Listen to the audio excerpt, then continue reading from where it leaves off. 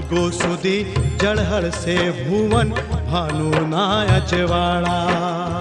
યુગો સુધી જળહળશે ભુવન ભાનુના અજવાળા. કેમ ભૂલીશું તુજને ઓ જિન શાસનના રખવાળા. યુગો સુધી જળહળશે ભુવન ભાનુના અજવાળા.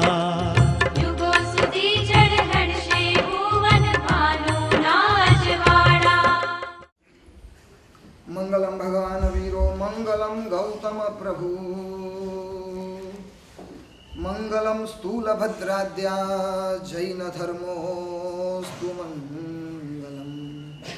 राम બે શબ્દ છે, પણ ભારતની 1.25 અબજ વસ્તીનો એ ધબકાર છે. આપણી સંસ્કૃતિનો એ મૂલાધાર છે. ભારતના શબ્દકોશમાંથી જો રામ શબ્દ કાઢી દેવામાં આવે તો પછી આ ડિક્શનરીની અંદર કશું બચતું જ નથી. આપણી ભાષાની અંદર રામ એવા ઓતપ્રોત થયા છે. આપણી ભાષામાં રામ એવા ભળી ગયા છે ને, આપણને કદાચ ખબર ન હોય ને તોય આપણા મોઢામાંથી વારંવાર રામ રામ રામ શબ્દ નીકળતો હોય. અજૈન વ્યક્તિઓ જ્યારે રસ્તામાં 2 જણા સવારના પોરમાં ભેગા થાય ને, એકબીજાને નમસ્કાર કરે ને, પહેલા શું બોલે ખબર છે? રામ રામ. બિલકુલ ચિંતા વગર પોતાની આખી જિંદગી પસાર કરનારા એવા મસ્ત ફકીરને કહેવાય છે આ તો મસ્ત રામ છે. કેવા રામ છે? મસ્ત રામ છે. અને પોતાનો આખો ભરોસો જ્યારે પ્રભુ ઉપર રહેલો હોય ને, અરે એના માટે સરસ મજાનો શબ્દ આપણે ત્યાં વપરાય છે કે આની જિંદગી ચાલે છે કોના ભરોસે? રામ ભરોસે. રામ ભરોસે. સુવ્યવસ્થિત રાજ્ય નીતિનો એક આપણે ત્યાં પર્યાય શબ્દ બની ગયો છે કે આ રાજ્ય કોનું રાજ્ય છે? રામ રાજ્ય. આપણે ત્યાં કહેવતમાં કહેવાય છે, રામ રાખે તેણે કોણ ચાખે. રામ રાખે તેણે કોણ ચાખે. આ ભક્તની સમર્પણ શક્તિની આની અંદર એક ઝલક છે. આપણે ત્યાં બીજી પણ કહેવત છે, રામ રાખે તેમ રહીએ. આની અંદર ભક્તની છે ને, ભક્તની પ્રભુની શક્તિ પર રહેલો ભરોસો, એની પર રહેલી સમર્પણ શક્તિની ઝાંખી આપણને દેખાતી હોય. અપ્રામાણિકતા અને અધાર્મિકતા આચરનારો માણસ જ્યારે ધાર્મિકતા અને પ્રામાણિકતાનો જ્યારે બુરખો ઓળે નહીં, ત્યારે એના માટે સરસ મજાનો કટાક્ષ કરવામાં આવ્યો છે. મુખ में राम और बगल में सूरी. સ્વાર્થી માણસ જ્યારે પ્રભુના શબ્દોનો જ્યારે ઉપયોગ કરતો હોય છે ને, ત્યારે એના માટે દુનિયામાં એમ કહેવાય છે, રામ રામ જપના, રામ રામ જપના और પરાયા માલ अपना. કેટલા શબ્દો છે આપણે ત્યાં. કહેવાય છે ને, દાને દાને पे लिखा है खाने वाले का नाम. दाने दाने पे लिखा है खाने वालों का नाम. लेने वाला करोड़. दाने दाने पे लिखा है खाने वालों का नाम. देने वाला करोड़ लेकिन देने वाला एक राम. અને છેવટે માણસ જ્યારે મૃત્યુના બિછાના પર પડે, પ્રાણ નીકળે, અને નીકળી ગયેલા પ્રાણને જ્યારે સ્મશાનમાં બાળવા માટે સ્વજનો લઈ જાય ને, ત્યારે પણ રામ આપણને છોડતા નથી. ત્યારે પણ રસ્તામાં બોલાતું હોય, રામ બોલો ભાઈ. આપણી ભાષામાં રામ ભળી ગયા છે. અને એટલે જ આજે વિષય છે, રામ એ જ પૂર્ણ વિરામ. That full stop. સરસ મજાની નાનકડી વાત છે. સ્કૂલની અંદર ભણતા હતા. હું શારદા મંદિર સ્કૂલમાં ભણતો હતો. અત્યારે છે કે નહીં મને ખબર નથી. છે ને? હું ભલે ગયો, સ્કૂલ તો છે. મને યાદ છે, 4th સ્ટાન્ડર્ડમાં હતો ત્યારે મને ટીચરનો ચહેરો પણ આજે યાદ આવે. નામ શું છે મને ખબર નથી. એ ટીચરનો ચહેરો પણ મને તરવરાટ કરતો દેખાય. ટીચરે અમને એક દિવસ ક્લાસમાં સરસ મજાની નાનકડી વાત કરેલી, નાનકડી વાર્તા અમને કીધેલી. એ વાર્તા કદાચ તમે પણ સાંભળી હશે, પણ અડધી સાંભળી હશે. મેં પણ અડધી સાંભળેલી. એક ફેરિયો ટોપી વેચવાનો ધંધો કરે. મેળાની અંદર ટોપી વેચવા માટે જાય. બહુ મોટો મેળો લાગેલો. ઝાડની નીચે ટોપીઓનો ઢગલો લઈને બેઠો. 12 વાગ્યા, અવર જવર ઓછી થઈ. ટિફિન ખોલ્યું અને ભાખરી અને શાક, રોટલી અને શાક એને ખાઈ લીધા. ટિફિન બંધ કરીને થોડો આડો પડ્યો. હમણાં મેળામાં થોડી અવર જવર ઓછી છે, વળી પાછો સાંજે મેળો જામશે, ટોપીઓ વેચવાનો ધંધો કરીશ. અને જ્યારે સાંજ પડી અને ઊંઘમાંથી જેવો ઉઠ્યો ત્યારે એને આશ્ચર્ય થયું. પોતાના ટોપીઓના ઢગલાની અંદર એક પણ ટોપી નહોતી, બધી જ ટોપીઓ ગાયબ થઈ ગઈ. ત્યારે અમે બધા સ્ટુડન્ટ્સે પૂછ્યું, સર ટોપીઓ ગઈ ક્યાં? સર કે સાંભળો તો ખરા, વાર્તા અધૂરી છે. એ ઝાડ ઉપર વાંદરાઓ બેઠેલા હતા. એ લોકોને ટોપીઓ પહેરવાનું મન થયું અને ધડ કરતા નીચે ઉતર્યા. ધડાધડ ટોપીઓ લીધી, માથા પર પહેરીને ઉપર ગોઠવાઈ ગયા. ઓલો ફેરિયો જોતો રહી ગયો. ઉપર નજર કરી, બધા વાંદરાના માથા પર ટોપી હતી. એને થયું કાંઈ વાંધો નહીં, આ ટોપીઓને મારે એ લોકો પાસેથી લઈ લેવીને 1 મિનિટની વાત છે. પોતાના માથા પર એની ટોપી હતી ને સનનન કરતી આમ દૂર ફેંકી અને બધા જ વાંદરાઓએ અનુકરણ કર્યું અને બધા જ વાંદરાઓએ માથા પર એની ટોપીઓ ધડાધડ નીચે ફેંકી. ફેરિયો એ બધી ટોપીઓને ભેગી કરી અને પોટલું બાંધી અને ઘર ભેગો થઈ ગયો. આ અડધી વાર્તા. આગળની સાંભળી છે? આગળની વાર્તા અધૂરી મેં પૂરી કરી છે. પછી એ જ ફેરિયાનો દીકરો મોટો થયો, એણે પણ ટોપી વેચવાનો ધંધો શરૂ કર્યો. એ જ મેળો હતો, મેળાનું એ જ ઝાડ હતું. ઝાડની નીચે એ જ ફેરિયાનો દીકરો ટોપીઓનો ઢગલો લઈ અને વેચવા માટે આવ્યો છે. કારણ કે આપણે ત્યાં છે ને એક ભારતની અંદર એક સિસ્ટમ હતી, વંશ પરંપરાગત વ્યવસાય. બાપ જે ધંધો કરે ને એ જ ધંધો છે ને દીકરો કરે. એમાં છે ને 50% મહેનત ઓછી થઈ જાય. કારણ કે નાનપણથી બાપની આવડત એને ખબર પડી જાય. દુકાનમાં જતો થયો હોય, કામ કરતો થયો હોય, એને શીખવાડવું ન પડે. 50% તો 15 વર્ષનો થાય એટલે આખી દુકાન સંભાળતો થઈ જાય. અને હવે 25 વર્ષનો ઢગો થયો હોય ને તોય ગતાગમ ન પડે. એને સીએ નું આવડે પણ કાપડ કેટલા મીટરે વેચવું એને એની ગતાગમ ન પડે. બાપા મારું કામ નહીં, તમારા ચોપડા ક્લિયર કરી દઉં પણ આ કામ મારું નહીં. સુથારનો દીકરો મોટો થાય એટલે સુથારી કામે લાગી જાય, એને શીખવાડવું ન પડે. લુહારનો દીકરો મોટો થાય એટલે લુહારીના કામે લાગી જાય. વૈદનો દીકરો મોટો થાય એટલે વૈદું કરવા માંડે. વેપારીનો દીકરો વેપારી થાય અને મોટો થઈને દુકાન ધંધે કામ લાગી જાય. આપણે ત્યાં આખી સિસ્ટમ હતી, સિસ્ટમ ગઈ. હવે વેપારી બાપનો દીકરો સીએ બનવા નીકળ્યો, ડોક્ટર બનવા નીકળ્યો, MBA કરવા માટે નીકળ્યો. આજે ભારતની અંદર બેકારી ચિકાર પ્રમાણમાં વધી છે.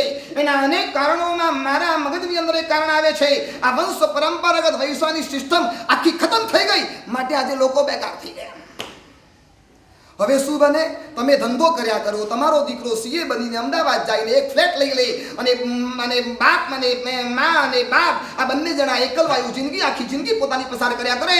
પૈસો ચિકાર મળશે પણ હું આપનાર, આશ્વાસન આપનાર ઘરની અંદર કોઈ શોધ્યો નહીં જડે. કમસે કમ 60-70 વર્ષ થાય બાપ નિવૃત્તિ લઈ લે. ચાલો દીકરો તૈયાર થઈ ગયો, દુકાન ધંધો સોંપી દઉં. પણ હવે કોને સોંપશો? 60 વર્ષના કાકાને કહું પ્રવચનમાં આવો ને સાહેબ, દીકરો જોબ કરે, ધંધો મારે સંભાળવો પડે, દુકાને મારે જવું પડે. બેકારીના મૂળની અંદર આ વંશ પરંપરાગત વ્યવસાયની સિસ્ટમને છે ને આજે બહુ મોટો ખતરો લાગી ગયો છે. દેશનો વિકાસ થયો, ગુજરાતના વિકાસના નારાઓ આખા વિશ્વમાં ગુંજે છે. વાઇબ્રન્ટ ગુજરાત અને વાઇબ્રન્ટ ગુજરાતની વાતો, ગુજરાતનો નકશો દુનિયાને દેખાડાય છે. 10 વર્ષમાં ગુજરાત ક્યાં પહોંચ્યું? 10 વર્ષમાં જેટલી બેકારી વધી છે ને એટલી આજ સુધીમાં ગુજરાતમાં નહોતી. નવી મોટરની કંપનીઓ ગુજરાતમાં આવી જાય, મોટી કંપનીઓ અને ઉદ્યોગો ગુજરાતમાં આવી જાય. એટલા માત્રથી એમ ન માનશો કે અમારા ગુજરાતનો વિકાસ થયો. અને આ ગુજરાતનું મોડલ જો દેશની અંદર લાગુ પડવામાં આવશે ને, દેશનો વિનાશ બહુ દૂર નથી. કોંગ્રેસે 60 વર્ષમાં દેશના સુપડા સાફ કરી નાખ્યા અને ગુજરાતનું મોડલ જો દિલ્હીમાં પહોંચ્યું ને 6 વર્ષમાં ગુજરાત ભારત સાફ થઈ જશે. મૂળિયા ભારતની સંસ્કૃતિના ઊંડા હતા અને આ એની અંદર એક કારણ હતું, વંશ પરંપરાગત વ્યવસાય. એટલે ઓલો ફેરિયાનો દીકરો ફેરિયો એ પણ મોટો થઈને ટોપીઓ વેચવા માટે એ જ મેળામાં ગયો, એ જ ઝાડની નીચે બેઠો અને ત્યાં બપોરના ટાઈમે જમી અને જેવો નિરાતે સૂતેલો હતો ને જેવો ઉઠ્યો ટોપીઓનો ઢગલો ખાલી થઈ ગયેલો. ઉપર જોયું, વાંદરાઓ માથા પર ટોપી લઈને બેઠેલા. વાંદરા પણ બીજા કોઈ નહોતા, પેલા જ વાંદરાના બચ્ચા હતા. ઓલાને થયું ડોન્ટ વરી, મારા બાપા કહીને ગયા છે ટોપી ઉતારી દેવાની એટલે ઓલા વાંદરાઓ ટોપીઓને નીચે ફેંકી દેશે અને ફેરિયાના છોકરાએ માથા પર રહેલી ટોપી દૂર સનન કરતી જેવી ફેંકી. ચમત્કાર!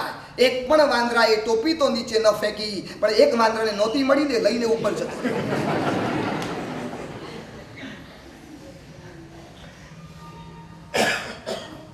હકની પણ ટોપી ફેરિયાના હાથમાંથી ચાલી ગઈ અને હરામની ટોપી મેળીને ઓલો વાંદરો નાચવા લાગ્યો. તમે મને પૂછશો મારા સાહેબ, રામ અને રાવણમાં શું ફરક છે? There are difference. રામ અને રાવણમાં ગુરુદેવ શું ફરક? તો મારો જવાબ એ છે, હકનું પણ છોડી દે ને એને રામ કહેવાય અને હરામનું પણ આંચકી લે ને એને શું કહેવાય? રાવણ કહેવાય. રાજગાદી હકની હતી. રામ, ભરત, લક્ષ્મણ અને શત્રુઘ્ન ચારેય ભાઈઓની અંદર સૌથી મોટા રામ હતા. હકની પણ રાજગાદી બાપના વચન ખાતર હોંશે હોંશે રામે છેલ્લે સોંપી દીધી અને અયોધ્યાનો તાજ ભરતના શિર ઉપર મૂકી દીધો. હવે આમ પોતાની હકની પર રાજગાદી છોડે ને એને રામ કહેવાય. સીતા પોતાની નહોતી, પારકાની હતી અને પારકાની પત્નીને પોતાની બનાવવા માટે ગયો અને હરામની સીતાને છીનવી લીધી. માટે આ દુનિયામાં લોકો એને કયા નામે ઓળખે છે? રાવણ ઓળખે છે. હકનું પણ છોડે એને રામ કહેવાય અને હરામનું પણ આંચકી લે એને. સાચું બોલો એટલું પૂછું.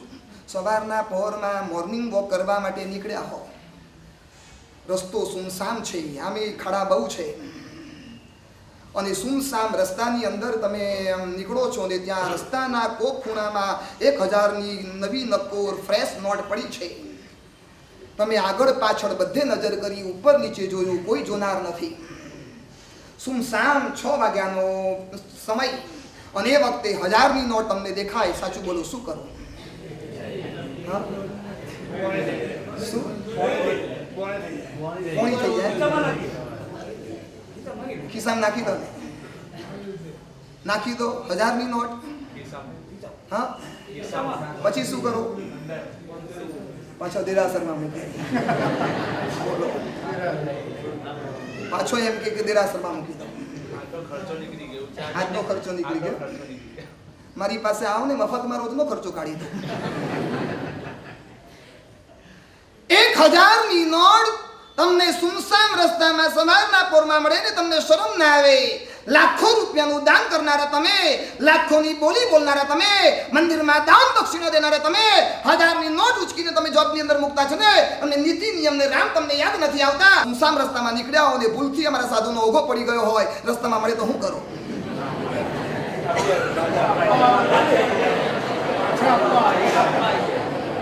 લઈ લો ને, લઈને સીધા મારી પાસે ઉપાશ્રયમાં આવી જાવ ને, સાહેબ આમ તો ઓઘો લેવો નહોતો પણ રસ્તામાં ભૂલથી મળી ગયો છે, હવે પાછો મારે મૂકવો નથી અને પાછું ઘરે જવું નથી, હવે કપડે આપી દો. ઓઘો આવી ગયો, ગુરુદેવ કપડે આપી દો, હવે ઘરે પાછા જવું. જેટલા બોલ્યા છો ઉભા થઈ જાઓ. ઓઘો પાછો આપવા એમ અને 1000ની નોટ. બોલો, રામની સામે પ્રવચન કરું છું કે રાવણની સામે પ્રવચન? એટલે ઘણી વાર પ્રવચનમાં કહેતો હોઉં છું, તમે લોકો સત્સંગ માટે આવા સંતરામ મંદિરમાં આવો, દેરાસરમાં આવો, મંદિરમાં આવો, ઉપાશ્રયમાં આવો ને ત્યારે તમારા બધાની સિકલ જોયા પછી એમ થાય તમે બધા અયોધ્યાના રામ છો. આમ એવા ભાવથી વગર જમણવારે પણ 12 વાગ્યા સુધી આજે પ્રવચન ચલાવો ને તમે ઊભા ન થાવ, તમારા મોઢા પરની જિજ્ઞાસા જોઈને એમ થાય જવાબ દો. 2 કલાક 2.5 કલાક લાગે, બધા અયોધ્યાના રામ બેઠા છે. અહીંથી બહાર જાઓ, ઘરે જાઓ, દુકાને જાઓ, બજારે જાઓ એટલે અયોધ્યાના રામ નહીં પણ લંકાના. હું નથી બોલતો, તમે જાતે બોલો છો. ડ્યુઅલ કેરેક્ટર ચાલે. અંદરમાં રામ છીએ અને બહારમાં રાવણ છીએ. હકની પણ રાજગાદી છોડીને માટી દુનિયા એમને રામ કે છે. દશરથના વચન ખાતર કૈકેયીને આપેલું વરદાન અને વરદાનને સાચવવા માટે ભરતને રાજગાદી આપવાની હતી ને પોતાને 14 વર્ષ વનવાસ માટે જવાનું કહેવાનું આવ્યું ને, અરે રામને તમારા જેવા કોઈ એલએલબી વકીલ નહોતા મળ્યા અને વકીલે એવું નહોતું કીધું કે દશરથે વચન આપ્યું, અરે રામે એમ નથી કીધું દશરથ પિતાજી તમે વચન આપ્યું ને તો તમારે પાડવાનું. વચન આપતી વખતે મને પૂછવા માટે આવ્યા હતા. વચન તમારે આપવાનું અને ભોગ મારે દેવાનું, બલિદાન મારે દેવાનું, નેવર પોસિબલ. આવો છે ને સવાલ દશરથની આગળ, પિતાજીની આગળ રામે કર્યો નથી. કારણ કે રામના મનમાં એટલું જ હતું, જ્યાં સમર્પણ હોય ને ત્યાં સવાલ ન હોય, ત્યાં તો માત્ર સ્વીકાર જ હોય. જ્યાં સમર્પણ છે ત્યાં માત્ર સ્વીકાર, સવાલ ભૂલી ચૂકેલા હોય. એક ભાઈ એમ કહેતો હતો કે અયોધ્યાની રાજગાદી પર હું ન બેસું તો એમાં શું બહુ મોટો પ્રલય આવી જવાનો છે. તોય ભરત બેસે ને, ભરત મારો ભાઈ છે ને, મારું લોહી છે, એ બેસે તો વાંધો શું છે. અને બીજો ભાઈ એમ કહેતો હતો કે મારો મોટો ભાઈ વનબગડામાં 14 વર્ષ સુધી રહે અને હું અયોધ્યાના સિંહાસન ઉપર બેસી રાજમહેલમાં રહી અને અમન ચમન કરું, નેવર પોસિબલ. આ મારાથી સંભવિત નથી. સાચું બોલો, તમે આવું જ બોલો ને. તમારા ભાગના પૈસા તમારા નાના ભાઈને તમારા પિતાજી વધારે આપે, 10 લાખ રૂપિયા તમારા કરતા હિસ્સાની અંદર તમારા નાના ભાઈને વધારે આપી દે. આમ સાચું બોલો, એમ જ કોને, મારો નાનો ભાઈ છે, મારું જ લોહી છે ને, પપ્પાએ જે કર્યું તે બરોબર કર્યું, એમાં મારે કશું જ બોલવાનું નથી. આવું જ બોલો ને. મારો ભાઈ નાનકડા ઘરમાં રહેતો હોય ને હું બંગલામાં જઈને અમન ચમન કરું, કેવી રીતે બને? રામને જ્યારે કહેવામાં આવ્યું ને રામ શું કરે છે, તારા હકની રાજગાદી અને રામ તમે છોડો છો. ત્યારે રામે એટલું જ કીધું, પિતાજીએ તો વનવાસમાં જવાનું કીધું છે ને, મહેલ છોડવાનું કીધું છે ને. આની જગ્યાએ પિતાજીએ મને જો સાગરમાં ડૂબકી મારવાની પણ ડૂબી જવાનું પણ કીધું હોત ને તોય હું તૈયાર થઈ જાત. પર્વત પરથી કૂદકો મારવાનું મને મારા પિતાજી આદેશ કર્યો હોત ને તોય મને વાંધો નહોતો. અને આગની અંદર પડીને ખાક થઈ જવાનું મારા પિતાજીએ આદેશ કર્યો હોત ને તોય મારે સ્વીકાર કરવાનો હતો. મારે ઓનલી ફોર એગ્રીમેન્ટ, મારે કશું જ વિચારવું નથી. મારે કોઈ આર્ગ્યુમેન્ટ કે દલીલ કે તર્ક મારે કરવું નથી. જ્યાં સમર્પણ છે સવાલ હોય જ નહીં. કઈ ભૂમિકા આપણી? શું રામની ગુડવિલ હતી? રામાયણનું પુસ્તક એક છોકરો વાંચતો હતો અને વાંચતા વાંચતા બાપે એને બોલાવ્યો. જ્યાં પાનું વાંચતા અટકેલું ને પાછું કામ પતાવીને ત્યાંથી પાછું પુસ્તક શરૂ કરું, એ ગણતરીએ છોકરાએ પોતાના જેબમાંથી 1000 રૂપિયાની નોટ કાઢી અને પાનાની વચ્ચે મૂકી દીધી, કિતાબ બંધ કરી દીધી. બાપના કામે દોડ્યો. બાપ કહે છે જાય છે તો કરો, હનુમાન છે આ ચોપડીમાં વચ્ચે 1000 રૂપિયાની નોટ મૂકી છે અને કોક ઘરમાં ચોર આવશે અને આ 1000 રૂપિયાની નોટ લઈ જશે તો. ત્યારે ઓલા છોકરાએ સરસ મજાનો જવાબ આપ્યો, પપ્પા તમને ખબર છે આ પુસ્તક કોનું છે? આ રામનું પુસ્તક છે. અને જે પાના પર મેં નોટ મૂકી છે ને, ચોર આવશે એ પાનું વાંચશે અને એમાં લખ્યું હશે કે પોતાની હકની પર રાજગાદી રામે છોડી દીધી. એ વાંચનારો ચોર આ રામની નોટ 1000ની લેશે ખરો? નેવર પોસિબલ પપ્પા, એ સંભવિત નથી. રામનું બલિદાન વાંચ્યા પછી ચોર છે ને એ 1000 રૂપિયા કદાચ જોશે નહીં અને જોશે તો ક્યારે પણ લેશે નહીં. તમારી ગુડવિલ ખરી ભાઈ, તમારી ગુડવિલ ખરી? તમે મારી બાજુમાં ચાલો, સાચું બોલો, તમારા કારણે મારી ઇજ્જત વધે કે મારા કારણે તમારી ઇજ્જત વધે? હા, તમારી લીધે અમારી ઇજ્જત તમારી વધે. એ તમારી છે જ નહીં. હા, ઘણા લોકો હોશિયાર, આમ સામયું શરૂ થાય ને અને કેમેરામેન જો મારી સામે ગોઠવાઈ જાય ને તો બરોબર અગલ બગલમાં આવીને ગોઠવાઈ જાય અને કેમેરાવાળો ગાયબ થઈ જાય એટલે ઓલોય ગાયબ થઈ જાય. પછી શોધ્યું તોય પાછળ ન દેખાય. પછી એને પૂછ્યું ક્યાં ગયો? બસ સાહેબ કામ પતી ગયું. ખરી તમારી ગુડવિલ? માની લો કે તમારા ઘરે ક્યારેક રાત્રે સુવાનો અમારો વારો આવે, ઘણા બધા સાધુ હોય, બેડરૂમમાં તો સૂઈ ગયા, તમારા હોલની અંદર પણ સૂઈ ગયા, તોય જગ્યા ઓછી પડી. તમે કીધું સાહેબ કિચન ખાલી છે, આરામથી એક જણનો સંથારો તો કિચનમાં થઈ જશે. અને એક સાધુ કિચનની અંદર પણ સૂઈ ગયો. પણ ગઈકાલે જ કિચનમાં છે ને આખા ડબ્બાઓ મીઠાઈ અને ફરસાણથી ભરી દીધેલા હતા અને આખું રસોડું ભરેલું હતું અને મીઠાઈના ડબ્બાઓ અને ફરસાણના ડબ્બાઓથી આખું રસોડું ભરેલું હતું અને એ કિચનમાં સાધુ સૂતો. અને સાચું બોલો, આમ તમને રાતના જરા પણ વિચાર આવે ખરો કે સાધુ કિચનમાં સૂતો છે, ઊભો થઈને રાત્રે ખાશે તો નહીં ને? ના આવે ને. કેમ? અમારી શું છે? ગુડવિલ છે, ગુડવિલ. અને કદાચ તમારો બાજુવાળો પાડોશી કે ગઈકાલે આટલી બધી આઈટમો તમારા ઘરમાં મૂકી છે, સાધુ કિચનમાં શું તમે અટકાવી દેશો? સ્ટોપ! આવું એક પણ અક્ષર અમારા જૈન સાધુ માટે ન બોલીશ. અમારો જૈન સાધુ રાત્રે ક્યારે ખાતો નથી, પીતો નથી. સૂંઘવાની વાત જવા દે, જોવાની પણ વાત રહેવા દે. રાત્રે ભલે કિચનમાં સૂતા હોઈએ અને ડબ્બાઓ ભરેલા હોય, પણ સાધુ ભૂલે ચૂકે હાથ ન લગાડે. આ મનમાં છે ને, તમારા મનમાં અમારા માટેની ગુડવિલ રહેલી છે. અને તમે રાત્રે સૂતા હો તો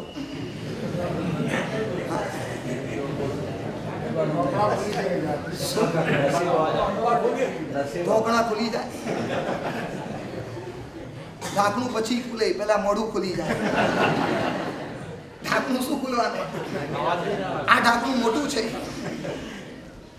શું તમારી ગુડવિલ? 3 પૂજારી ભેગા થયા. એક અમદાવાદનો હતો, એક સુરતનો હતો, એક નડિયાદનો હતો.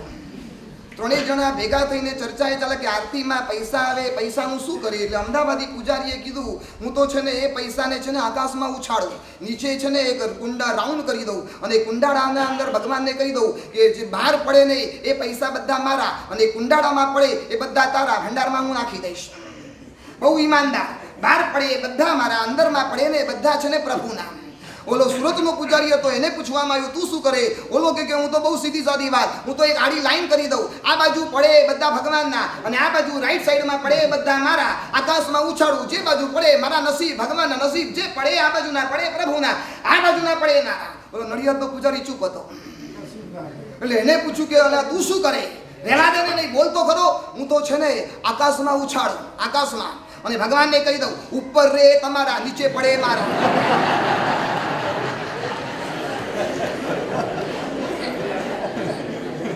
ઉપર રે તમારા અને નીચે રે મારા. તમે ઉપર બેઠા છો, લઈ લેજો જેટલા જોતા હોય એટલા, બાકીના સીધા નીચે મારા. આ તમારી ગુડવિલ ને. હકની પણ ચીજ છોડી દે એને રામ કહેવાય. આખું રામાયણ છે ને હકની ચીજ છોડવા માટે તૈયાર છે.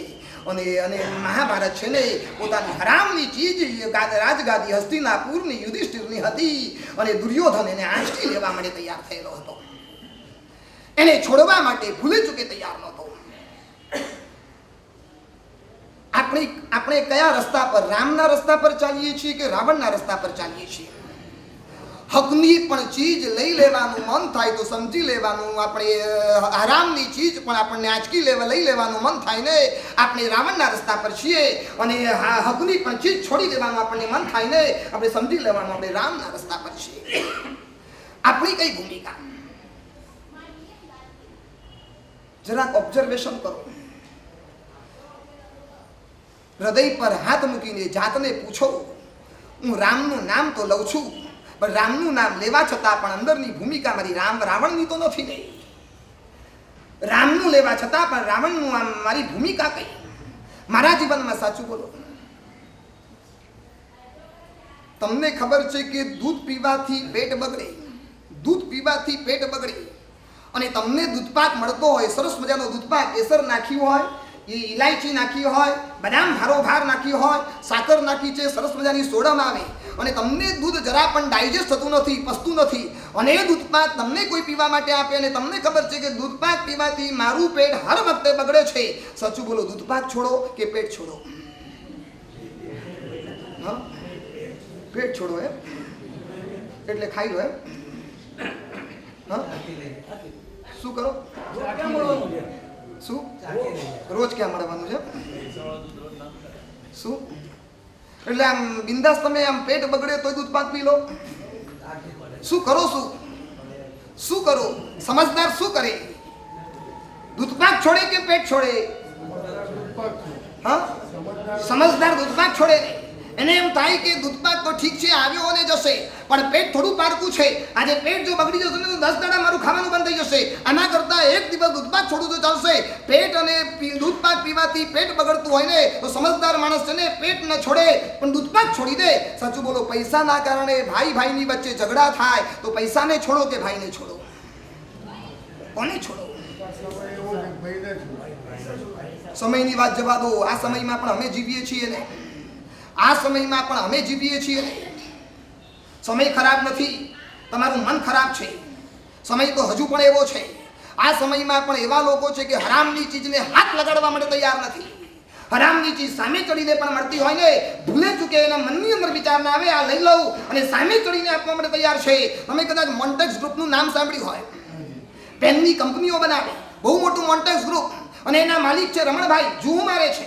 મને એક વખત બોમ્બેની અંદર મળેલા.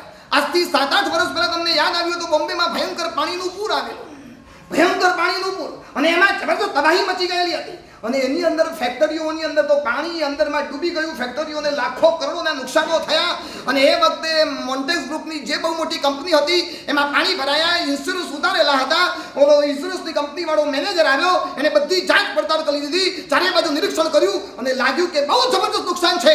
અને 20 કરોડનો વીમો અને તરત 20 કરોડના વીમાનો ચેક રમણભાઈને આપી દેવામાં આવ્યો. સામે ચડીને ઓફિસર રમણભાઈની ઓફિસમાં આવ્યો. તમારે ત્યાં બહુ જબરદસ્ત નુકસાન થયું, ઊભા થતા કદાચ 10 વર્ષ પણ લાગી જાય રમણભાઈ. અમે નક્કી કર્યું છે કે તમારું બધું નુકસાન વીમો તમે ઉતારેલો છે, આ લઈ લો 20 કરોડ.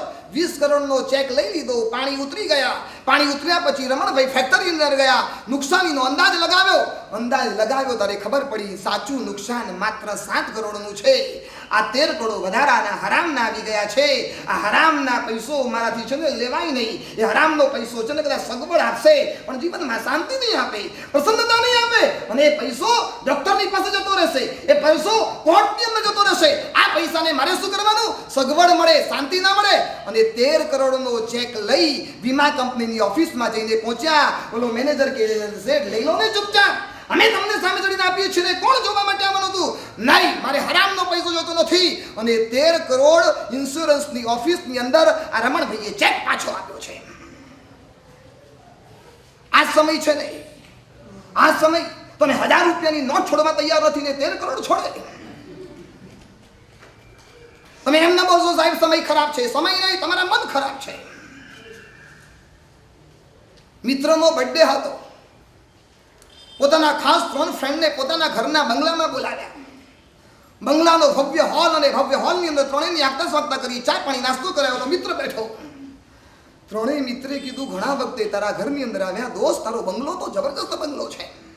ફ્લોરિંગ જુઓ, ઉપરમાં છતની અંદર સરસ મજાના કાચના ઝુમ્મરો, આ ફર્નિચર લાખો રૂપિયાનું, બહાર ગેરેજની અંદર ગાડી. દોસ્ત, ત્રણેય મિત્રોએ પૂછ્યું તારું આવું ઘર તારું ક્યારથી બન્યું? તે ક્યારે બનાવ્યું? ત્યારે ઓલો મિત્ર કે હું ક્યાં જિંદગીમાં આવો બંગલો બનાવવા માટે જવાનો હતો. આ તો મારો બર્થડે છે ને, એટલે મારા ભાઈએ આ બર્થડે નિમિત્તે આ બંગલો મને ભેટમાં આપ્યો છે. આટલું બોલીને ઓલો મિત્ર તો રવાના થઈ ગયો. ત્યારે 3માંથી એક મિત્ર બોલ્યો કાશ આવું ઘર મને હોતો, આવો બંગલો મને મળ્યો હતો. ત્યારે બીજો મિત્ર કે એના બદલે એમ બોલ આવો ભાઈ મને મળ્યો હતો. આવું ઘર નહીં, આવો ભાઈ મને મળ્યો હતો. ત્યારે ત્રીજો મિત્ર કે કાશ આવો ભાઈ હું પોતે જ બન્યો હતો. 3 ભૂમિકા છે. એક કે છે મને આવું ઘર મળ્યું હતું, બીજો કે છે મને આવો ભાઈ મળ્યો હતો, અને ત્રીજો એમ કે છે હું પોતે જ આવો ભાઈ બન્યો હતો. સાચું બોલો, 3માંથી તમારો નંબર શેમાં? શેમાં તમારો નંબર? શેમાં? મને મળ્યો હતો.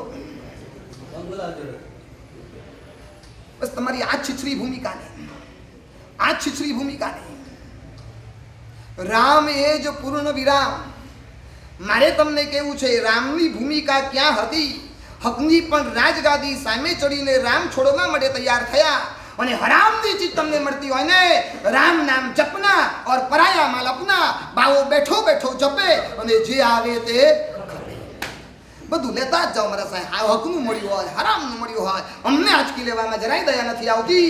કોઈ ગરીબ અમારા દુકાનના પગથિયા ચડ્યા હોય ને, ઓલો બિચારો રડતો હોય, માંડ દેવું કરીને દીકરીના હાથ પીડા કરું છું શેઠ, જરામ તો મૂકો ને. નહીં, આજ ભાવે મળશે, જોઈતું હોય તો લઈ લે, એ તો દુકાનના પગથિયા દરવાજો ખુલ્લો છે, ઉતરી જાતી છે.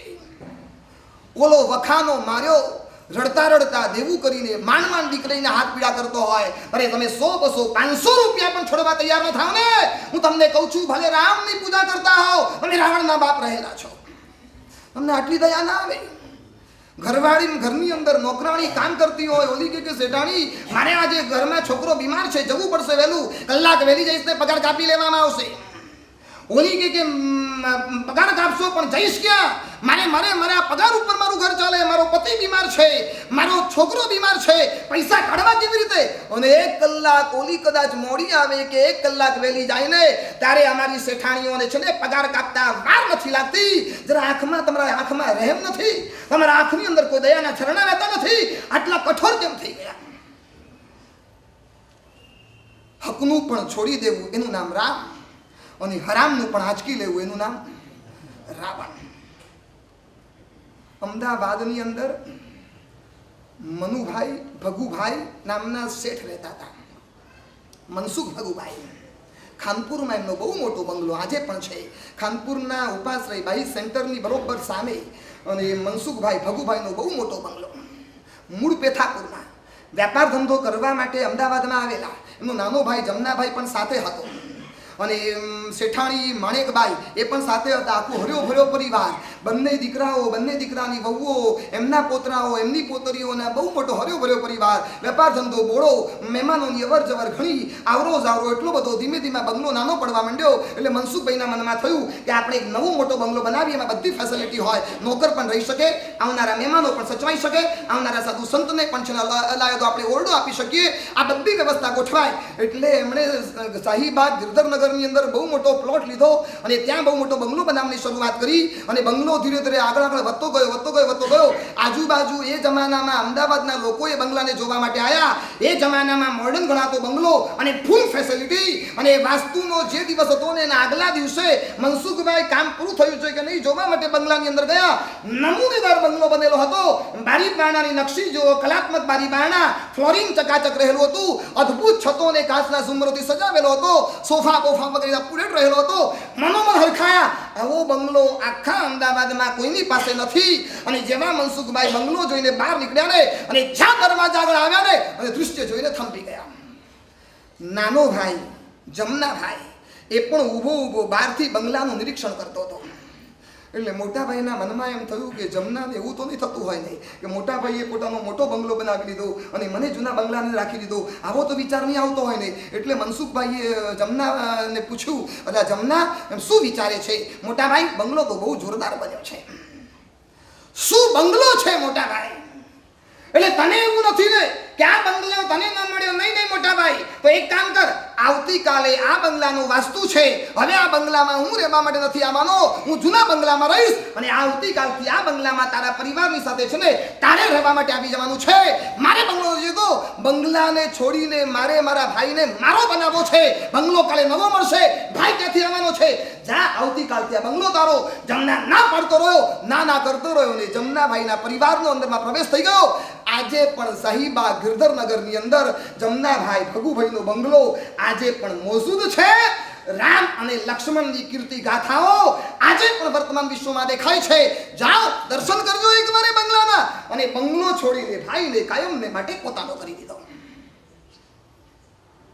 હું તમને પૂછું, તમારો નાનો ભાઈ અને એને ત્યાં 50 મહેમાન આવવાના છે, તમારે ત્યાં બહુ બધા વાસણો રહેલા છે, જૂનું ઘર એટલે વાસણોનો સ્ટોક ઘણો બધો છે.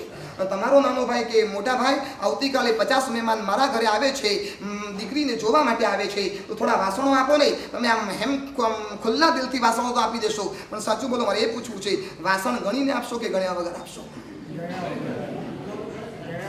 શું એટલે ગણીને આપો એટલે ભાઈ પર ભરોસો નહીં? હા, એટલું જ પૂછું બસ. તમે આપશો એમ તો ના નથી કહેતો, પણ આમ ગણીને આપો કે ગણ્યા વગર આપો? હા, મેં માલેગાંવમાં જાહેર પ્રવચન કર્યું ને, મહારાષ્ટ્રમાં માલેગાંવમાં. ત્યારે મેં પ્રવચનમાં સવાલ પૂછ્યો ને, મેં તો ગણીને આપો કે ગણ્યા વગર? એટલે તમારી જેમ મને કીધું કે સાહેબ અમે ગણ્યા વગર જ આપીએ. મેં તો કારણ શું? મને કે સાહેબ નહીં ગણીને આપીએ, ગણ્યા વગર ના આપે. કારણ શું? મને કે સાહેબ વધારે પાછા ના આવી જાય ને માટે.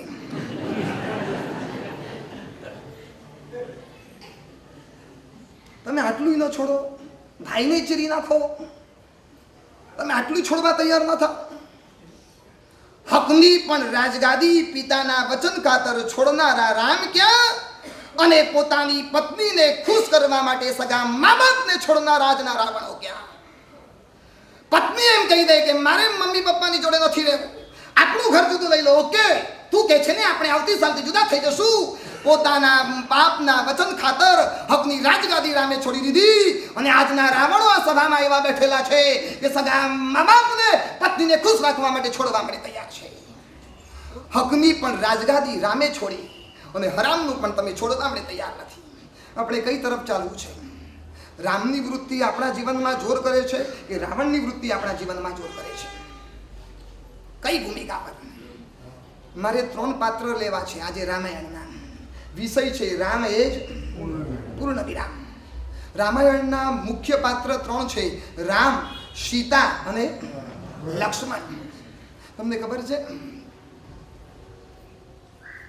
રામ જ્યારે વનની અંદર ગયા છે, 14 વર્ષનો વનવાસ રામના શિરે જ્યારે ઠોકાયો છે અને રામ અયોધ્યાની ગલીઓ છોડીને જ્યારે વનવાસ તરફ પ્રસ્થાન કરી રહ્યા છે ત્યારે રામ સીતાજીને કહેવા માટે નહોતા ગયા કે સીતા ચાલ મારી સાથે. અને ઓટોમેટિક અયોધ્યાના રાજમહેલમાં જ્યારે સીતાને ખબર પડી કે મારા સ્વામીના જંગલની અંદર જઈ રહ્યા છે ત્યારે રામને કહેવા માટે નથી જવું પડ્યું. સીતા સ્વયં ઉઠી છે અને અયોધ્યાની ગલીઓમાંથી દોડી સીતા જઈ રહી છે. સીતા તો ગઈ પણ સીતાની પાછળ કોણ ગયું છે? લક્ષ્મણ ગયું છે. ઘણા મને કે સાહેબ રામની પાછળ સીતા ગઈ, અમારી પાછળ અમારી સીતા કેમ નથી આવતી? તું રાવણનો બાપ બનીને બેઠો છે, ક્યાંથી આવે? એક જગ્યાએ જાહેર પ્રવચન હતું ને, અને જાહેર પ્રવચનમાં વિષય છેડ્યો નહીં, રામની પાછળ સીતા ગઈ. એટલે એક જણે મને પ્રવચનમાં ઊભા થઈને પૂછ્યું, સાહેબ સીતાને જવાનું શું કારણ? કઈ સીતા માટે વનવાસ નહોતો માંગ્યો, રામને માટે માંગેલો હતો. સીતા તો રાજમહેલમાં રહ્યો તો રાજના રાણીનું સુખ ભોગવતી હોત. 14 વર્ષ નકામી જંગલમાં ગઈ, નકામા દુઃખો એને ભોગવ્યા. સાહેબ એને જવાની જરૂરિયાત શું હતી? મેં કીધું ભલા આદમી, સીતા અયોધ્યાના મહેલની અંદર રહીને કરે શું? રામ ગયો છે, રામ ગયા પછી સીતા શું કરે? કારણ કે એને ખબર હતી અયોધ્યાના મહેલની અંદર રહેવું એના કરતાં જંગલમાં જવું સારું છે. કારણ કે અયોધ્યાના મહેલમાં એક નહીં 3 સાસુઓ બેઠેલી છે. એક સાસુ હોય છે ઘરમાં તોય રામાયણ પેદા થાય છે. આ તો 3 સાસુઓ બેઠેલી છે. એટલે બિચારી સીતા કરે શું? ચૂપચાપ નીકળી ગઈ જંગલમાં જવા માટે.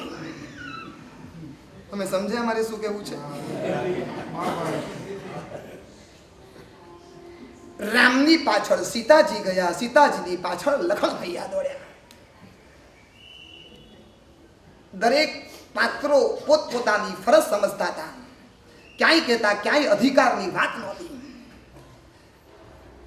જે દિવસે તમારા ઘરમાં રાઈટને બદલે ડ્યુટીની વાત થવા માંડશે, અધિકારને બદલે ફરજ પોતાની સમજતા જે દિવસે લોકો થઈ જશે, એ દિવસે તમારા ઘરમાં પણ સ્વર્ગ અને શાંતિ પસરી શકે એ તાકાત તમારા ઘરમાં પણ રહેલી છે. પણ નજરમાં અધિકાર નહીં, પણ નજરમાં પોતાની ફરજ દેખાતી હોય. સાસુને એમ થાય કે હું સાસુ છું, મારા રાઇટ્સ છે, પણ મારે સાસુને કેવું છે કેમ તારી વહુ તરીકેની તારી કોઈ ડ્યુટી નથી? વહુને એમ થાય હું વહુ છું, મારા પણ આ ઘરમાં રાઇટ્સ રહેલા છે, મને પરણીને સામેથી લાવ્યા છે, તો વહુને કેવું છે સાસુ પત્નીની તારી કોઈ ફરજ નથી. હું આચાર્ય થયો, મારો રાઇટ્સ છે. આચાર્ય તરીકેના ઘણા બધા અધિકારો શાસ્ત્રોમાં અમને આપવામાં આવ્યા છે, પણ આચાર્ય થયા પછી મારી કોઈ શિષ્ય માટેની કોઈ મારી ડ્યુટી નહીં. અમારા માટે લખ્યું છે કે આચાર્ય છે ને શિષ્ય સૂઈ જાય પછી આચાર્ય સૂઈ જાય. જ્યાં સુધી શિષ્ય જાગતો હોય ને ત્યાં સુધી આચાર્ય પોતે સૂઈ ન જાય. આચાર્ય તરીકેના મારા રાઇટ્સ ખરા, પણ સાથે સાથે મારી ડ્યુટીઓ પણ રહેલી છે. ડ્યુટી હું ન બજાવ અને મારા રાઇટ્સની જો હું વાતો કરું ને તો અમારે ત્યાં પણ છે ને રામાયણ પેદા થઈ શકે. તમારા ઘર સળગીને સાફ થયા છે. જ્યાં રાઇટ્સ છે ત્યાં આગળ સંઘર્ષ છે, જ્યાં ડ્યુટી છે ત્યાં આગળ સમાધિ છે. તમારા ઘરમાં રાઇટની વાતો થાય કે ડ્યુટીની વાતો થાય? શેની વાતો થાય? બે જ વિકલ્પ છે. બીજાએ મારા માટે શું કરવું જોઈએ નંબર 1, અને બીજા નંબરનો વિકલ્પ છે કે મારે બીજા માટે શું કરવું જોઈએ. પણ કમનસીબ છે આપણા લોકો પહેલા નંબરનો વિકલ્પ પસંદ કરે છે, બીજા નંબરનો વિકલ્પ વિચારવા માટે કોઈ તૈયાર નથી. દશરથે શું કરવું જોઈએ એ વિચાર રામે નથી કર્યો, પણ દશરથે રામે એટલું જ વિચાર કર્યો, બસ મારે શું કરવું જોઈએ, મારે શું કરવું જોઈએ. અને રામ ચૂપચાપ જંગલમાંથી અયોધ્યામાંથી જંગલ તરફ પ્રસ્થાન કર્યું છે. પતિએ શું કરવું જોઈએ પત્ની વિચારે છે, તો પતિ વિચારે છે પત્નીએ શું કરવું જોઈએ. મા બાપ વિચાર કરે છે કે સંતાનોએ અમારી સેવા કરવી જોઈએ, તો સંતાનો એમ કહે છે કે મા બાપોએ અમારું માનવું જોઈએ. નોકર વિચારે છે કે શેઠે અમારો પગાર વધારવો જોઈએ, તો શેઠ એમ વિચારે છે કે નોકરે બરોબર કામ કરવું જોઈએ. સાસુ એમ વિચારે છે કે વહુએ મારી સેવા કરવી જોઈએ અને વહુ એમ વિચારે છે કે સાસુએ ઓછું બોલવું જોઈએ. બધા જ બીજાનો વિચાર કરે છે, પણ મારે શું કરવું જોઈએ? છોકરો રાત્રે 10 વાગે વરસાદમાં પલળતો પલળતો ઘરની અંદર આવ્યો. આખું માથું લપટપ પાણીથી ભરાઈ ગયેલું હતું. કપડામાંથી પાણી ટપ ટપ ટપ ટપ નીચે થતું હતું. અને એ જ વખતે એની બહેને કીધું, અલ્યા બહાર છત્રી લઈને જતો હોય તો વરસાદના દિવસોમાં આમ પલળીને આવ્યો, શરદી થઈ જશે. એનો મોટો ભાઈ પણ બેઠેલો. આમ અડધો કલાક ક્યાંક ઉભા રહી જઈએ ને, આવો ધોધમાર વરસાદ હતો ને વરસમાં આવતું હશે. અને બાપ બહાર નીકળ્યો, ભાનમાન છે કે નહીં? બીમાર પડો એટલે ડોક્ટરના ખર્ચા અમારે કરવાના. આવી રીતે શરદી થઈ જાય, ન્યુમોનિયા થઈ જાય, મેલેરિયા આવે, એક જગ્યાએ ઉભા રહી જવું જોઈએ, ભાનમાં નથી આવતું. ત્રણેય જણાએ લેફ્ટ રાઈટ લીધી. અને એ જ વખતે બેડરૂમમાંથી માં દોડી દોડી આવી, હાથમાં ટુવાલ લીધો, ટુવાલ લઈને દીકરાનું માથું લૂછવા માંડી. અને એ જ વખતે માં બોલી કે આ વરસાદનું પણ કેવું મુહૂર્ત હોય છે કે મારો દીકરો જ્યારે બહાર નીકળે ત્યારે જ એને બહાર નીકળવાનું મન થાય. બેન, ભાઈ અને બાપે બીજાએ શું કરવું જોઈએ એ વિકલ્પ પસંદ કર્યો. જ્યારે માએ એટલું જ પસંદ કર્યું, બીજાએ શું કરવું જોઈએ એમ નહીં. હવે મારે શું કરવું જોઈએ? આજ સુધી બીજાએ શું કરવું જોઈએ બહુ વિચાર્યું, પણ મારે શું કરવું જોઈએ? સાસુ વિચારે છે વહુએ શું કરવું જોઈએ, વહુ વિચારે છે સાસુએ શું કરવું જોઈએ. જેઠાણી વિચારે છે દેરાણીએ શું કરવું જોઈએ, દેરાણી વિચારે છે જેઠાણીએ શું કરવું જોઈએ. નવી નવી પરણેલી વહુ ઘરની અંદર આવી. સાસુ મોટી ચેર પર બેઠેલી હતી, એટલે બાજુમાં એવી જ ચેર ખાલી હતી. એટલે સાસુએ કીધું, વહુ બેટા આવો, આ ચેર પર બેસો. ત્યારે ઓલી વહુએ હાથ જોડીને કીધું, બા, મારી મમ્મીએ મને સંસ્કાર આપ્યા છે અને મને કીધું છે કે મોટાના લેવલના આસને નહીં બેસવાનું, નીચા આસને બેસવાનું. આ જેવી ચેર છે ને એવડી તમારી બાજુની ખાલી ચેર છે, મારા તેમાં ન બેસાય, હું તમારા કરતાં નીચા આસને બેસીશ. નડિયાદની વહુ હશે કો? બાજુમાં નાની ચેર ખાલી હતી એની અંદર બેસી. પણ તમને કહું, બીજાના કર્તવ્યને તમે તમારો અધિકાર મત સમજો. सामने वालों के कर्तव्य को जब अपने अधिकार हम समझते हैं न, तब हमारे जीवन में संघर्ष पैदा होता है. દીકરો તમારો આદર સત્કાર કરે, દીકરાનું કર્તવ્ય છે, પણ મા બાપ એમ કે મારે આદર સત્કાર હોવો જ જોઈએ. આ કર્તવ્યને અધિકાર ન સમજો. હું આ સભામાં આવું ને તમે આખી સભા ઊભી થઈ જાય ને મને માન સન્માન આપે, આ તમારું કર્તવ્ય છે, પણ તમારા કર્તવ્યને હું અધિકાર સમજુ. હું આચાર્ય છું, આવો એટલે તમારે ઊભા થવું જ જોઈએ. અને અધિકારની ભાષા આવીને ખલાસ ખેલ ખતમ થઈ ગયો. બીજાના કર્તવ્યને તકલીફ ક્યાં થાય છે? બીજાના કર્તવ્યને આપણે આપણો અધિકાર સમજીને બેઠા છીએ. એનું કર્તવ્ય એને બજાવવા દો, આપણું કર્તવ્ય આપણે બજાવી દઈએ. ઓલા વહુનું કર્તવ્ય તું નીચે બેસવું જોઈએ, પણ સાસુ હવે અધિકારની ભાવના ઉપર ગઈ. માની લો કે આ નાની ચેર છે, નાનકડી ખુરશી છે, એના પર હું બેસું તો તું ક્યાં જાય? તો બા, હું તમારાથી નીચું આસન પકડું. સોફા છે ને એના કરતાં નીચો છે, સોફા પર બેસી જાઉં. ઠીક છે, સોફા પર હું બેસું તો પછી આપણી ભારતીય બેઠક જમીન પર હું બેસી જાઉં, પલાઠી વાળીને જમીન પર નીચે બેસી જાઉં. ત્યાં સુધી સાસુ અટકી હોત ને વાંધો નહોતો, જરાક આગળ વધી. માની લો કે જમીન પર હું બેસું તો વહુ કે બીજું શું કરું, જમીનમાં 3 ફૂટનો ખાડો ખોદું અને ખાડામાં બેસી જાઉં. હવે સાસુ ઓર આગળ વધી. માની લો કે હું ખાડામાં બેસું, તું ક્યાં જાય? હવે વહુનો પિત્તો ફાટ્યો. ખાડામાં હું બેઠા પછી તમે એમ કહો કે હું ત્યાં બેસું, શું થાય? જો તમે ત્યાં બેસો ને એના પર ધૂળ માટી નાખીને જીવતા સમાધિ આપી દઉં. ક્યારના મારી પાછળ પડ્યા છો? મારો અધિકાર છીનવી લેવા માટે તમે બેઠા છો.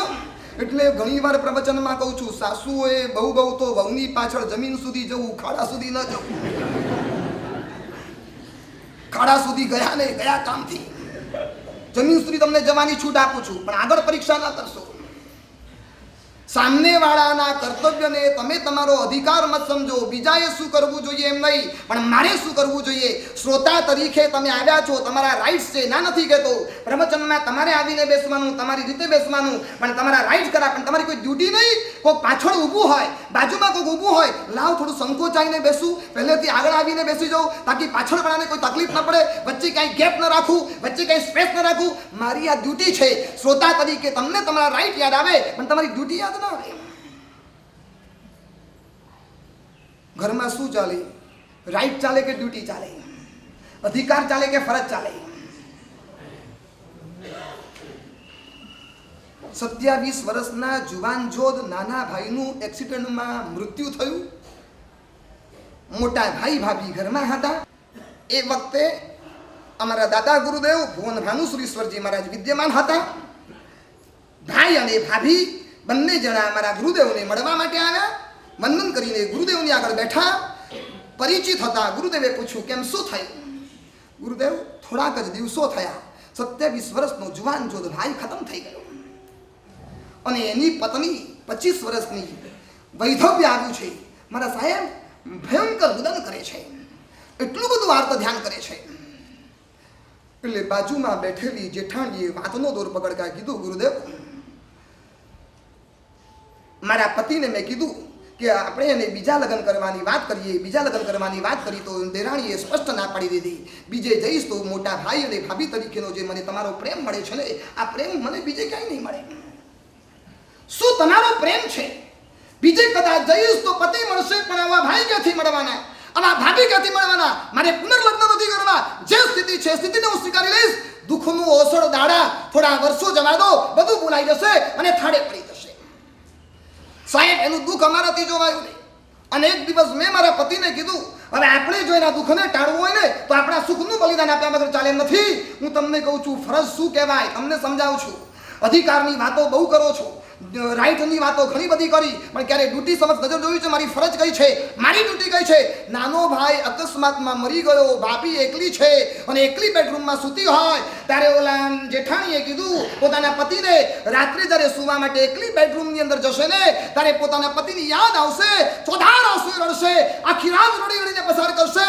ત્યારે પતિએ પૂછ્યું, બોલ શું કરવું જોઈએ? શું કરવાનું? ચાલો ગુરુદેવ અહીંયા વિદ્યમાન છે, ગુરુદેવની પાસે જઈએ અને આપણે બંને જણા જિંદગીભરના બ્રહ્મચર્યના પચકાર લઈ લઈએ. સાહેબ હાથ જોડીએ છીએ. એક ભાભીને બચાવવા ખાતર જિંદગીભરના બ્રહ્મચર્યના પચકાર આપી દો. આ બલિદાન આપ્યા વગર છૂટકો નથી. ત્યારે ગુરુદેવના આંખમાંથી ચોધાર આંસુ ચાલ્યા અને રડતી આંખે ગુરુદેવે જિંદગીભરના પચકાર આપ્યા.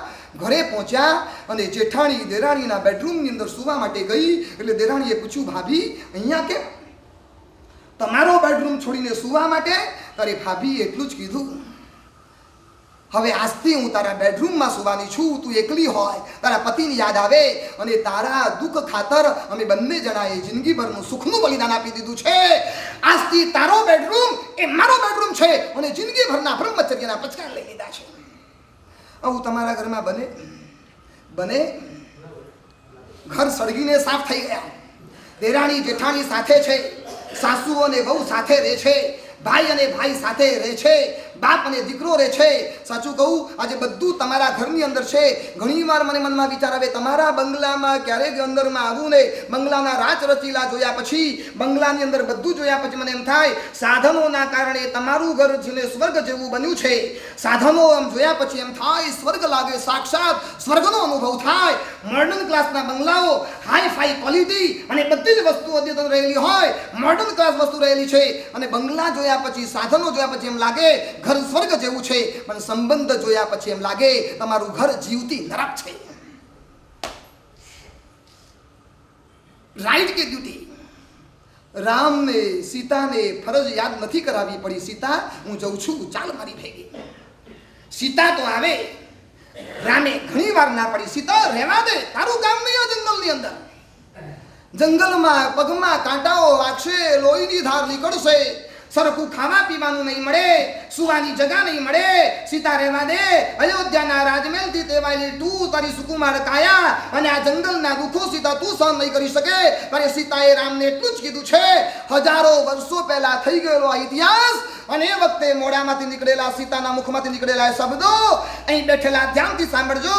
સીતાએ રામને એટલું જ કીધું, સ્વામીનાથ, જો આવા સમયે હું ઘરમાં બેસી રહીશ, તમારી જોડે જંગલમાં નહીં આવું ને તો ભવિષ્યમાં લાખો સ્ત્રીઓ મારો આદર્શ જોઈને એમ કહેશે, પતિને સુખમાં સાથ અપાય, દુઃખમાં નહીં. આ આદર્શ છે ને ખોટો ન પડે, મહેરબાની કરીને કહું છું, મને તમારી જોડે આવવા દો. માત્ર સુખમાં નહીં, પતિની જોડે દુઃખમાં પણ સાથે જ ઉભા રહેવું પડે. આ મારું કર્તવ્ય છે, આ મારી ફરજ છે. પ્લીઝ મને ના પાડશો, હું આવું છું. સીતાનો આ જવાબ પરણિત બહેનોએ લાખ વાર વિચારવા જેવો છે. તમે આમ નથી કરતા, તમે તેમ નથી કરતા. મંદિરની અંદર તેજીમાં તમને કદાચ સોનાની અંગૂઠી અપાવે નહીં અને સોનું તમને અપાવે ને ત્યારે રાજીના રેડ થઈ જાવ અને બિચારો મંદિરમાં પીસાતો હોય અને ક્યારેક તમને 2-5 વર્ષ કશું ન અપાવે ને તમે રાડારાડ કરો છો. તેજીમાં ખુશ થનારા તમે મંદીમાં સમાધિથી પસંદ કરી લો એને સાથ આપતા જાઓ અને સપોર્ટ કરતા જાઓ. વળી પાછો મંદીમાંથી તેજીમાં આવશે. તમારા સિવાય ઘરમાં બીજું આપવા જેવું કોને છે? રામ બીજા નંબરનું પાત્ર છે, બીજા નંબરનું સીતા અને ત્રીજા નંબરનું લક્ષ્મણ. રામ પાસેથી પ્રેમ શીખજો. પ્રેમ તમને ખબર છે ઇંગ્લિશમાં કહેવાય છે love is master key of success. સફળતાની માસ્ટર કી જો દુનિયામાં હોય કોઈની પાસે તો માત્ર કોની પાસે છે? કોની પાસે? પ્રેમની પાસે. સ્વાદ વગરની રસોઈ નકામી, સાકર વગરની મીઠાઈ નકામી, સ્મિત વગરનો સત્કાર નકામો, સુવાસ વિનાનું પુષ્પ નકામું, તો સ્નેહ વગરનો સંસાર નકામો. બંગલો હોય, લાખો રૂપિયાની બેંક બેલેન્સ હોય, પણ જો તમને તમારા દીકરા તરફથી, તમારા વહુ તરફથી, તમારા મા બાપ તરફથી, સાસુ તરફથી કે વહુ તરફથી જો તમને પ્યાર ન મળતો હોય ને, તો એ સ્નેહ વગરના સંસારને શું કરવાનું? સુવાસ વગરનું જેમ પુષ્પ નકામું છે એમ પ્રેમ વગરનું જીવન પણ છે ને નકામું છે. હું તમને જ્યોતિષની દ્રષ્ટિએ પૂછું, તુલા રાશિના બે શબ્દ છે. એક શબ્દ છે રામ અને બીજો શબ્દ છે બોલો બોલો રાવણ. રામ અને રાવણ આ બેમાંથી એકની પસંદગી કરવાની હોય, બેમાંથી એક જ ઓપ્શન, તમે કોને પસંદ કરો? આમ જરા જોરથી બોલો. રામ. બરોબર. રાવણને નહીં ભૂલે ચૂકે નહીં. તુલા રાશિના બે શબ્દમાંથી તમે રામની પસંદગી કરો, રાવણને તમે નિગ્લેક્ટ કરો. બરોબર. હવે બીજો સવાલ પૂછું. કન્યા રાશિના બે શબ્દ છે, એક છે પૈસો અને બીજો છે પ્રેમ, અને આ બેમાંથી એકની પસંદગી કરવાની હોય, તમે કોને કરો? પૈસાને કે પ્રેમ? કોને કરો? કડવું પણ કારેલું છે ને ગોળ નાખીને મીઠું કરી શકાય, એમ કડવા સંસારને પણ છે ને પ્રેમનો ગોળ નાખીને સંસારને પણ મીઠો કરી શકાય. સંસાર ભલે કડવો હોય પણ એમાં ગોળ નાખી દો, કારેલું ભાગી જશે. સંસાર ભલે કડવો છે, જરા પ્રેમ ઉમેરી દો અને પ્રેમની તમે હવા એકવાર જોઈ લો, પ્રેમની તાકાત જોઈ લો, તમારું કામ થઈ જશે. સવારના પોરમાં એક યુવાન મંદિરના પગથિયા ઉપર જઈને બેઠો. એનો મિત્ર આવ્યો દર્શન કરવા માટે. ઓલાને પૂછ્યું, એટલે અહીંયા કેમ? તારે ઓલો મિત્ર કે સંસાર અસાર છે. એટલે ઓલો પૂછ્યો, આટલા વર્ષ પછી તને સંસાર અસાર લાગ્યો? શું કરું?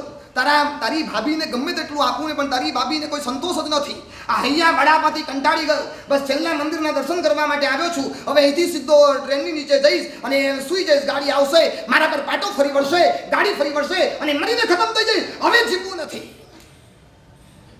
તારે ઓલો કે ભાઈ સંસાર છે, ચાલ્યા કરે. શું ચાલ્યા કરે? તારી પત્ની, તારી ભાભીને ગમે તેટલું આપું ને રાજી જ નહીં. તારે ઓલો મિત્ર એમ કે, સામે મળેલો મિત્ર એમ કે, દોસ્ત મારી ભાભી રાજી થાય, તારી પત્ની રાજી થાય એવો એક રસ્તો બતાવો. એટલે ઓલો ટટ્ટાર થઈ ગયો, જેમ તમે થઈ ગયા. બતાવ ને. એક કામ કર દોસ્ત, ઘરે ગયા પછી તું જમવા માટે બેસે ને, તારી ભાભી થાળી પીરશે નહીં, એટલે જમવાની થાળીના રસોઈના તારે વખાણ કરવાના. બોલો કે ઓકે. બપોરે જમવા માટે બેસો, થાળી પીરસાઈ, ગરમા ગરમ રોટલી આવી, દાળ આવી, ભાત આવી. એટલે ઓલાએ શરૂઆત કરી, શું દાળ છે આજે, દાળનો ટેસ્ટ કંઈક અલગ છે. શું ભાત બન્યા છે આજે, જે ભાત ચડ્યા છે ને વાહ કમાલના ભાત છે. રોટલી શું સુગંધ આવે છે. કપાળ સુગંધ શીરાની હોય, રોટલીની હોય. બોલો લઈને બેઠો. 15-20 મિનિટ સુધી પત્નીએ સાંભળ્યું, પછીથી રહેવાયું નહીં. એટલે પત્ની કે 25 વર્ષ લગ્ન ના થયા, આ સુધી મારા હાથે બનાવેલી રસોઈના ક્યારે વખાણ કર્યા નથી. આજે તબિયત બરોબર નહોતી એટલે ભોજનશાળામાંથી ટિફિન લઈને આવી છું, એના વખાણ કરું છું.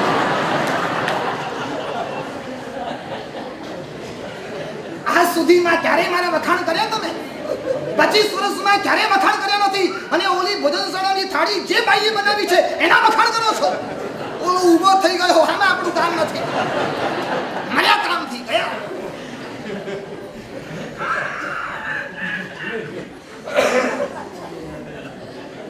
સમજીને વખાણ કરજો. પાછા પહેલા ચેક કરી લેવાનું કે ટિફિન ક્યાંથી આવ્યું છે. હા, નહીં તો લુખી રોટલી મળતી હશે ને એ બંધ થઈ જશે તમારી. Love is master key of success.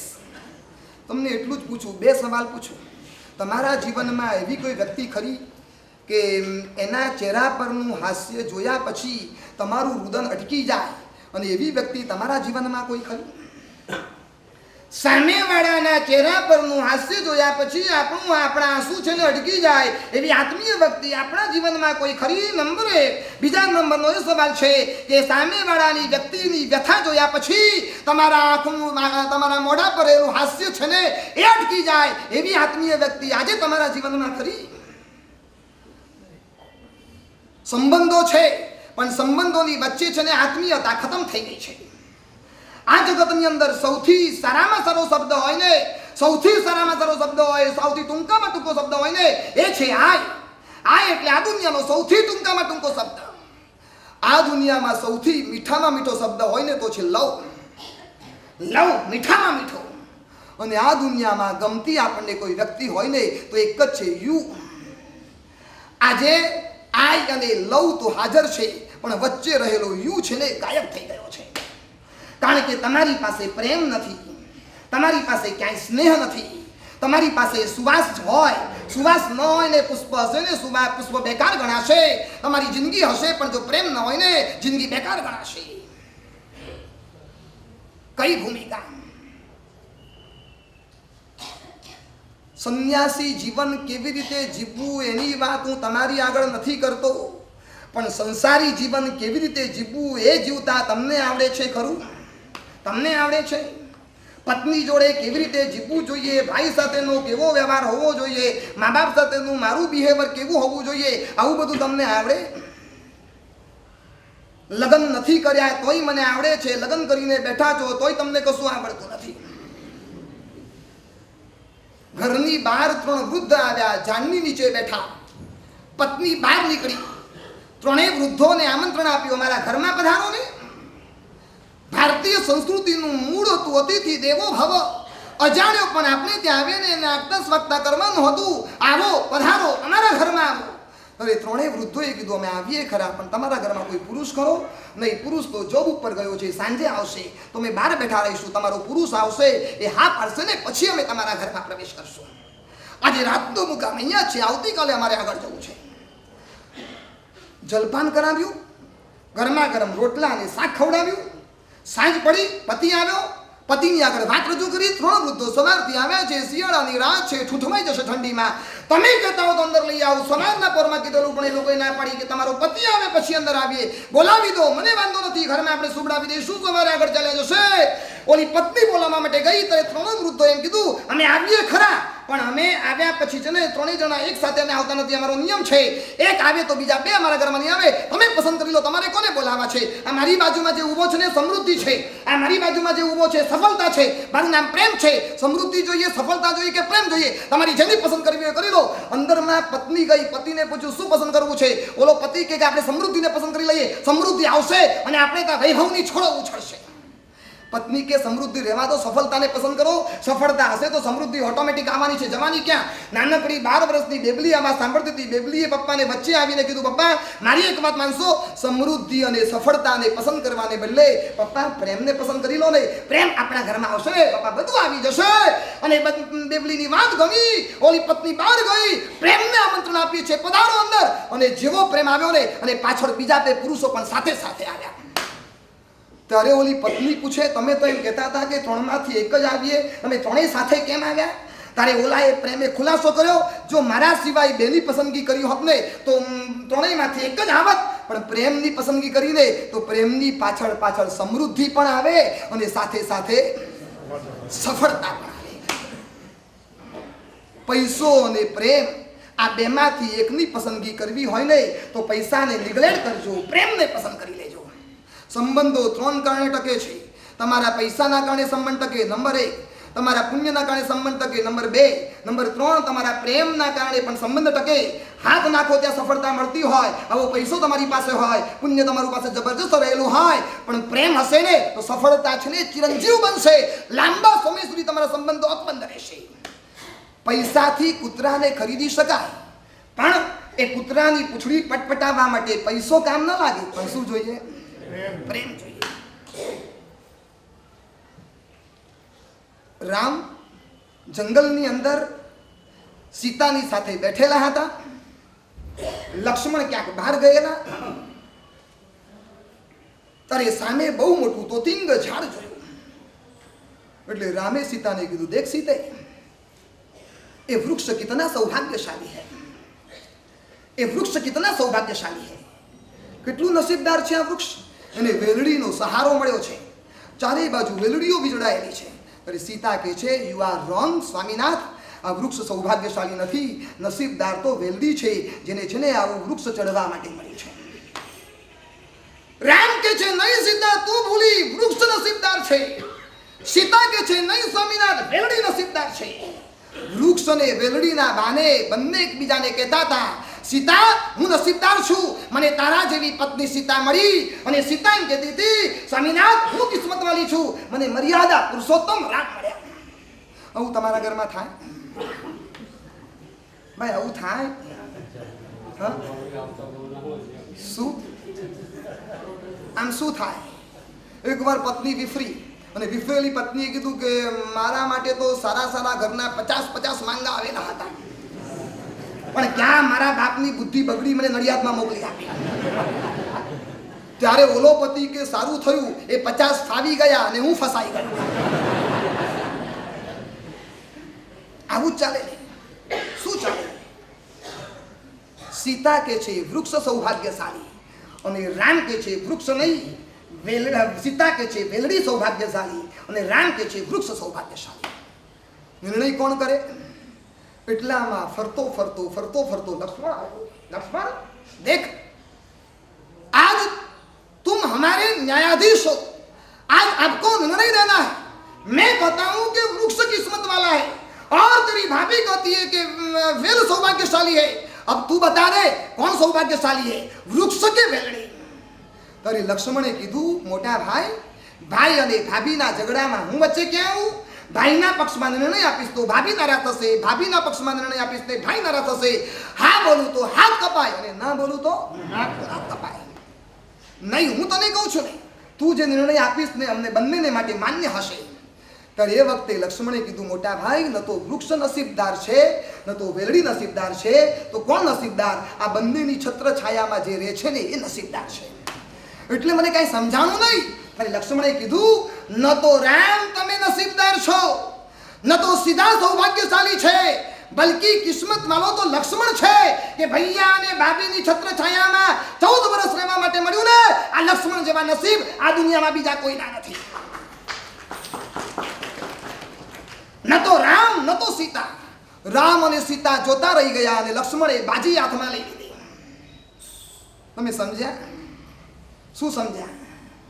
શું સમજ્યા? શું જીવતા આવડે? ધર્મ કરતા આવડે છે કે નહીં પછીની વાત. અધ્યાત્મની ભૂમિકા તમારી આગળ નથી બનાવતો એ તો તમારી પાસે છે નહીં. બહુ મોટી તત્વજ્ઞાનની ઊંચી વાતો પણ નથી કરતો એ તમારા ઠેકાણા નથી.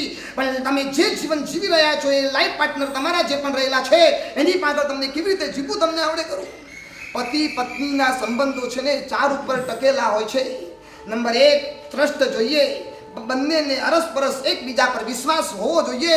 પતિ બજારમાંથી આવે અને ઓલી પત્ની હાથમાં એનો મોબાઈલ લઈ અને બધા મેસેજ ચેક કર્યા કરે ને એના પર લગ્ન સંસ્થા છે ને ક્યારેય ટકતી જ નથી. તમારો મેસેજ ચેક કરવાનું મન પત્નીને કેમ થાય? પત્નીના મનમાં હોય કે આ બહાર જાય છે, ચોક્કસ દાળમાં કંઈક કાળું હોવું જોઈએ. ટ્રસ્ટ જોઈએ. બીજા નંબરે ટોકિંગ જોઈએ. ટોકિંગ એટલે આખી દુનિયાની જોડે મોબાઈલ પર વાત કરનારા તમે ક્યારે પત્નીની આગળ શાંતિથી બેઠા છો ખરા?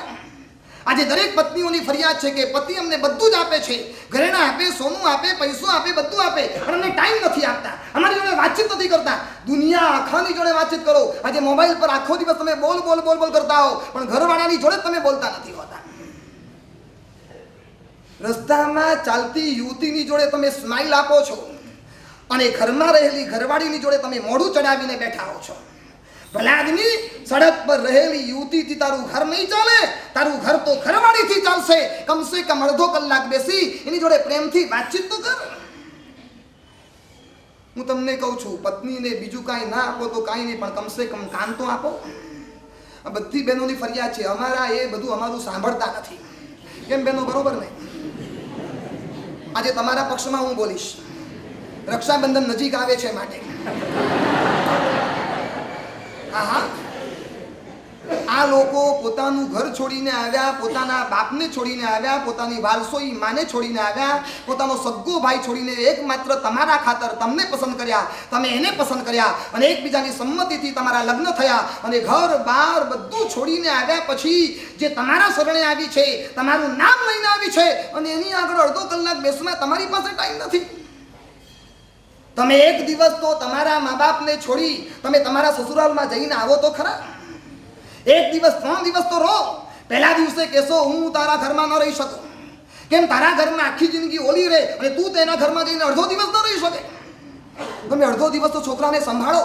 આ લોકો બિચારા ઘરનું કામ કરી કરીને મરી જાય. સવારથી ઉઠે એટલે છોકરાને તૈયાર કરે ને માંડ સ્કૂલની અંદર રવાના કરે. ત્યાં આગળ તમારા માટે ટિફિન તૈયાર કરે. ટિફિન તૈયાર થયું ન થયું ત્યાં પૂજા કરવા માટે દોડે. મંદિરમાં પૂજા કરીને આવ્યા પછી વળી પાછું બપોરનું તમારી તૈયારી કરે. તમે 2 વાગે આવવાનો ગરમા ગરમ રોટલી તૈયાર રાખે. વળી બપોર થઈ તમે આરામ કરીને જવા માર ગયા. રાત્રે ગરમા ગરમ રસોઈ. તમે આવો એટલે તમારી બધી તૈયાર કરીને રાખે. જે પત્ની તમારા માટે આટલો બધો ભોગ આપે તમે એને અડધો કલાક ભોગ ના આપી શકો. તમને કહું છું કે અડધો